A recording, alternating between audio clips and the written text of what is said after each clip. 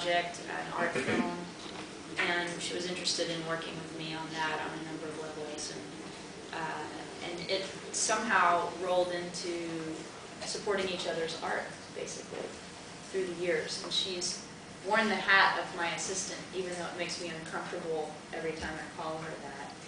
But she's been my assistant for 8 years and made it possible for me to be an independent artist, working for myself, working and collaborating with other musicians like the guys that you'll hear here tonight, making it possible to, I was joking earlier with Lewis earlier about talking about not having your traditional management company, because who wants to pay somebody to mess things up for you all the time?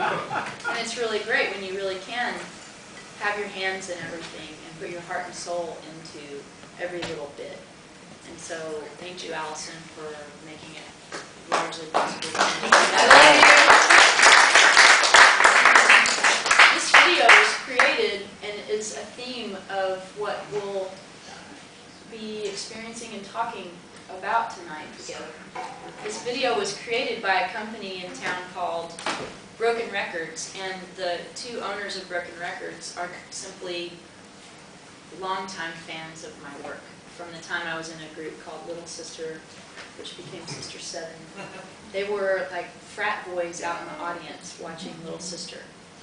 And now they're grown men with businesses, and they've made money in the tech industry, and they've opened their, pet passion project business, and God willing it'll work out for them, because you know what happens to a lot of folks when they do that.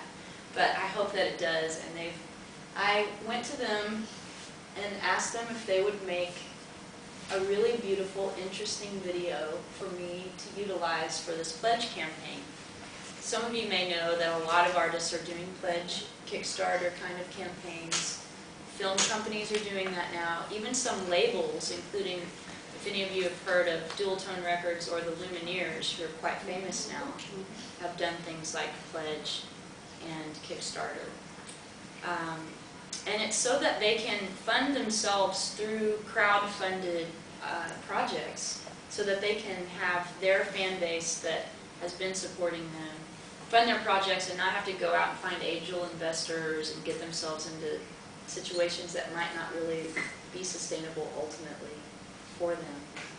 And we have had a great campaign, and we've raised a lot of money, and the rest I'll tell you later about the Grace Foundation, because I don't want to spend a long time with you guys listening to me talk, play some music, and then talk a little bit.